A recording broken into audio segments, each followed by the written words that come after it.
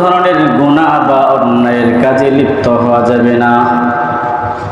ক্ষমতা পাইছি মাশাআল্লাহ, এখন বড় একটা কনসার্টের ব্যবস্থা করি।